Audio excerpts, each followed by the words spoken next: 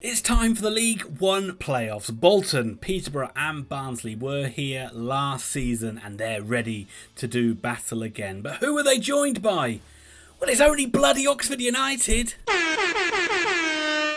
I'm sorry about that. I'll try and calm down as we discuss and plot what will inevitably end with Oxford winning 5-0 in the final. But every journey has a beginning, and in this video we will be predicting the first leg of the two semi-finals. It's Barnsley versus Bolton Wanderers. Is Oxford United versus Peterborough United. And if you haven't worked this out already, remember this is just for fun, and if you followed any of my predictions this season, you will know to take them with a lorry load of salt, because most of the time they are atrocious, like the one I did for the League One playoff hopefuls on the final day of the season, where I got everything wrong, but I was quite happy to be wrong because it all worked out in Oxford's favour.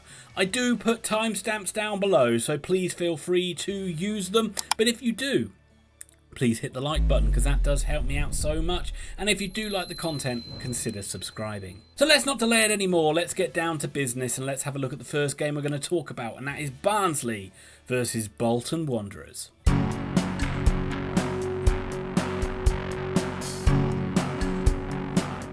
So Bolton ended up finishing third in the league and will still be a little bit annoyed at not getting one of those automatic spots. Every time they seem to have it in their grasp, they seemed to blow it. Barnsley. Whew, what's going on at Barnsley? They went from being in with a shout at some point of being in automatic promotion to having their form completely falling off the cliff, sacking their manager before the final day of the season and just about falling over the line to get that final playoff spot on the final day. So it does seem a bit of a mess at Oakwell. At the time of recording this, there's no manager in place, so it is going to be temporary coach Martin Devaney again, and he has a big job on his hands to try and guide the Tykes through this game and through this tie. It is a repeat of last year's semi-final. Barnsley prevailed on that occasion, but this time around I do feel that Trotters are pretty heavy favourites. Both sides have an abundance of talent and both sides play in quite a similar way when it comes to attacking, but the difference lies in defence. From what I've seen in recent weeks, Barnsley look very suspect at the back, both from open play and set pieces, and I think they're the ones that are going to need to make a tactical tweak. Bolton will try and squeeze Barnsley with their press and dictate the game in the Barnsley half. They're, for my money, they're the best side I've seen at doing this, to the point where you really just feel like you cannot get out against this Bolton side. They usually have 6 players pushing forward with Sheehan in behind pulling all the strings. Despite being the home side, I do feel Barnsley will need to be more defensive in this game and try and look to hit Bolton on the counter. Wingbacks and fullback positions could be key in both of these ties, and for Barnsley's point of view, I think their wingbacks, Cadden and O'Keefe, need to sit right back and make it like a back 5 and try and nullify Bolton's wingbacks, who will push on to an insane degree in Dacris, Cogley and Williams. Then when Barnsley do get the chance to break and counter, they need to have McAtee and Phillips trying to hit that vacated space that the wing-backs league behind to try and stretch the Bolton centre-backs. When McAtee and Phillips are on the ball, I do feel this is when Barnsley look their most dangerous, and they can hopefully create some chances for Cole, and hopefully Kane can get up and support from midfield. But this strategy for Barnsley is not without risk, as you're basically just allowing Bolton to do what they like to do, and that is dominate possession. But I do feel if Barnsley are too gung-ho in this one, they could find themselves out of the tie before they are even in it, because I just don't think going toe-to-toe with Bolton is a sound strategy. Indeed, Bolton probably will not change anything. They'll carry on and try and play the same game plan that's been successful for them this season, and have not lost in their last 7 games. They're not in the most red-hot form, and they do seem to have drawn a lot of games and thrown a lot of points away. If anything, they do seem to be their own worst enemy at times, and if you look at some of the chances that they create and some of the chances they miss, it really is quite staggering. Both the 2 games between the two sides ended in draws, and one of those games, I know we don't like to mention Neil Collins, Barnsley fans, Neil Collins did deploy the wing-back sitting quite deep into almost that back 5, so that strategy has worked before. Bolton have not been any of their promotion rivals recently either, since they last beat Oxford in a game we really don't like to talk about. Another possible problem for Barnsley is the fact they only have one holding midfield player in Connell, and the likes of McHomer and Thomason will feel they can exploit that space in front of the defence to try and get chances created in behind for the likes of Collins and Charles. I also feel Bolton have got the strength and depth coming off the bench as well, and it's really difficult for me to look beyond them in this one. Barnsley's defence has been so suspect of late. I just don't think that they can keep this Bolton side at bay, and I worry that the Tykes will have a mountain to climb when they do go back to Bolton, to whatever Bolton call their stadium these days. And I think my prediction is going to be Barnsley 0, Bolton 2. Remember, Barnsley fans, I usually get it wrong, so don't worry. It'll all work out fine, I'm sure. But that is one game down. Let's move on to the main event, shall we? It's time for Oxford United versus Peterborough United.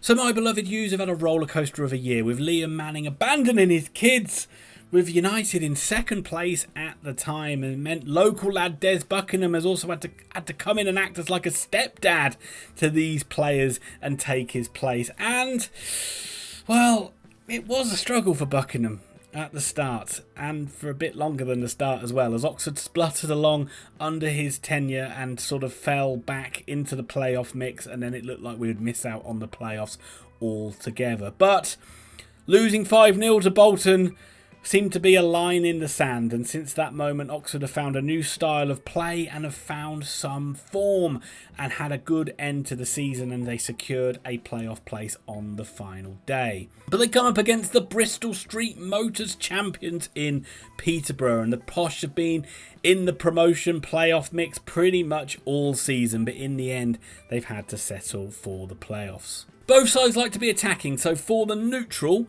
this should be quite an entertaining tie. For both POSH and Oxford fans, I'm sure it will be pure hell. Both sides had big home wins against the other. Peterborough won 3-0 at London Road. Oxford recently won 5-0 at the Kassam.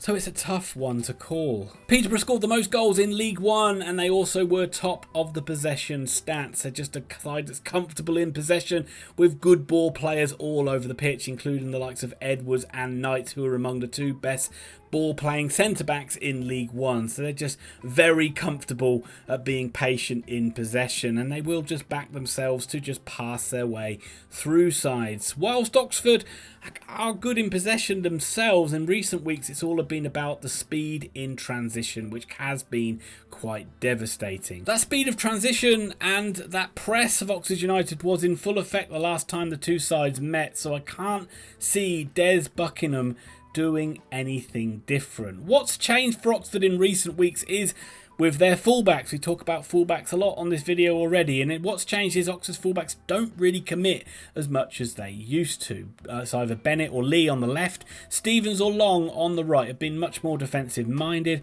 along with Elliot Moore and Kieran Brown in the centre of defence. Oxford have looked so much more solid at the back, and they are also defending better as a team.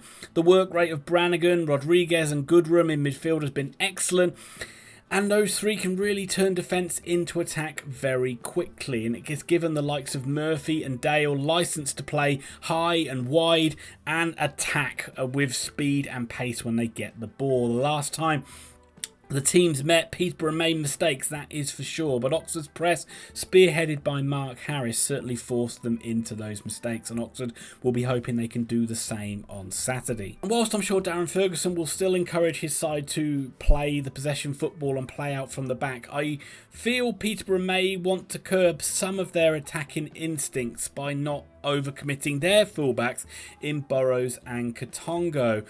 This could negate the threat of Murphy and Dale and give the likes of Cipriano and Collins a chance to double up on the Oxford wingers. We saw Lincoln and we saw Stevenage do that to pretty decent effect in recent games.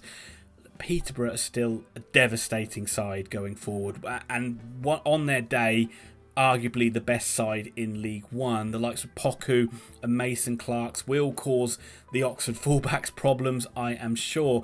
And whilst Ricky J. Jones went off the boil, they found Malik Mothersill, another young striker who's come in and found goals recently, so I expect he will start up front. And they've also got the option to bring on Jones, who did rip Oxford apart in the home game earlier on this season at London Road, and they've still got the experience of Clark Harris to fall back on as well. Oxford might have Will Goodwin back on the bench to back up Mark Harris, but if they don't, they may wish to call upon Gatlin O'Donker, who comes back to Oxford in some pretty decent form after a good loan spell with Barnet. But whilst I have been talking up Oxford's defence, I still do have concerns about the way we defend set pieces, which could be something that costs Oxford in these two games. So it's time for a prediction, isn't it? And predictably, I'm using my Oxford United bias to give the U's the edge in this one. I know, you're so shocked. But it will be all to play for when the sides do go back to London Road. But I do see Oxford getting a narrow win in this one. My prediction is Oxford United 2, Peterborough United 1.